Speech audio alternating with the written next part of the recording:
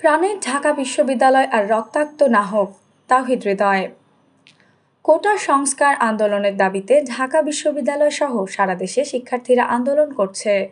এই আন্দোলনকে কেন্দ্র করে ঢাকা বিশ্ববিদ্যালয়ের আন্দোলনকারীদের সঙ্গে সংঘর্ষে জড়িয়েছে ছাত্রলীগ। এ ঘটনায় সামাজিক যোগাযোগ মাধ্যমে নিন্দার ঝড় বইছে। পেশাদার ক্রিকেটার হলেও প্রিয় শিক্ষা প্রতিষ্ঠানের সংকটময় মুহূর্তে অন্য সবার মতো তিনিও উদ্বিগ্ন। লঙ্কান ক্রিকেট লিগে খেলতে দেশের বাইরে অবস্থান করলেও এই ব্যাটার নিজের ফেসবুকে এক পোস্ট করেছেন। কোটা সংস্কার আন্দোলনের দাবিতে ফুঁসছে দেশ। একদিন আগেই ঢাকা বিশ্ববিদ্যালয়ে আন্দোলনকারী সাধারণ শিক্ষার্থীদের সঙ্গে সংঘর্ষে জড়িয়েছে ছাত্রলীগ। এই ঘটনায় আন্দোলনকারী বহু শিক্ষার্থী আহত হয়েছে। বিশেষ করে নারী শিক্ষার্থীদের ওপর নৃশংস হামলার ঘটনায় সামাজিক যোগাযোগ মাধ্যমে নিন্দার ঝড় বইছে। হামলাকারীদের শাস্তিসহ শিক্ষার্থীদের নিরাপত্তার দাবি জানিয়েছেন বিভিন্ন শ্রেণী পেশার মানুষ। এবার কথা বললেন তারকা ক্রিকেটার তাওহিদ হৃদয়।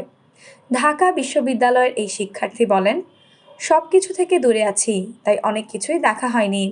আমার প্রাণের ঢাকা ইউনিভার্সিটি আর রক্তাক্ত না হোক।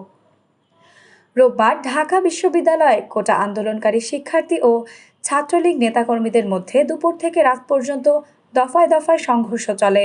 এ ঘটনায় শতাধিক শিক্ষার্থী আহত হয়েছেন। হামলায় আক্রান্ত শিক্ষার্থীদের ছবি ভিডিও মুহূর্তের মধ্যেই ঝড় তোলে ইন্টারনেট দুনিয়ায়।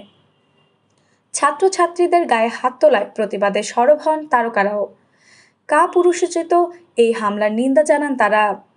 উল্লেখ্য, রোববার চীন সফর নিয়ে আয়োজিত সংবাদ সম্মেলনে কোটা সংস্কার আন্দোলন প্রসঙ্গে করা এক প্রশ্নের জবাবে প্রধানমন্ত্রী শেখ হাসিনা বলেন, মুক্তিযুদ্ধ নিয়ে এত ক্ষোভ কেন? মুক্তিযোদ্ধার নাতিপুতিরা কিছুই পাবে না? তাহলে কি রাজাকারের নাতিপুতিরা সব পাবে? প্রধানমন্ত্রীর এমন বক্তব্যে কোটা সংস্কার আন্দোলনকারীদের রাজাকারের বাচ্চা বা নাতিপুতি বলা হয়েছে অভিযোগ করে রোববার রাত থেকে প্রতিবাদ শুরু করেন ঢাকা বিশ্ববিদ্যালয়ের শিক্ষার্থীরা। এরপর আন্দোলন ছড়িয়ে পড়ে রাজধানী জুড়ে। আফসানা নওরিন, বাংলা স্পোর্টস।